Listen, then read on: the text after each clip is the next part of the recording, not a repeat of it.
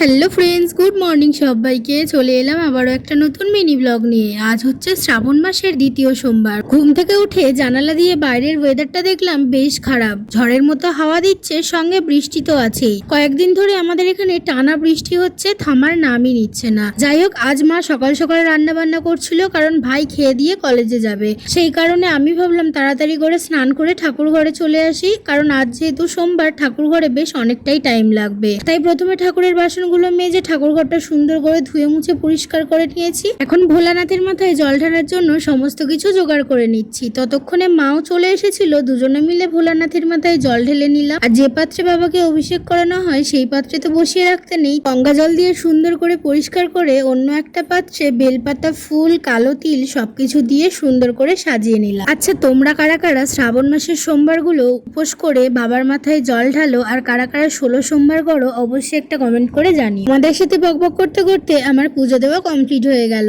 আর যেহেতু বাইরে প্রচন্ড বৃষ্টি হচ্ছে, তাই বাজার থেকে ফল, মালা এই সমস্ত কিছু আনতে পারিনি। ঘরে যা ছিল আর পাশের দোকান থেকে লাড্ডু এনে এই দিয়েই আজকে বাবাকে পুজো দিয়েছি। কথাই বলে ভোলানাথ একটা বেলপাতাতেই সন্তুষ্ট, তাই কি দিলাম সেটা বড় কথা নয়, মন থেকে কতটা বাবাকে ডাকলাম এটাই বড় কথা। যাই হোক, নিচে এসে দেখলাম মা সাবু মাখা করেছে, আর সাবু মাখা খেতে আমার দারুণ লাগে। আজ সন্ধ্যাবেলায় একটা নতুন সিরিয়াল দিয়েছে, সবার সঙ্গে বসে দেখছিলাম। আজ দিনটা এভাবেই কাটালাম।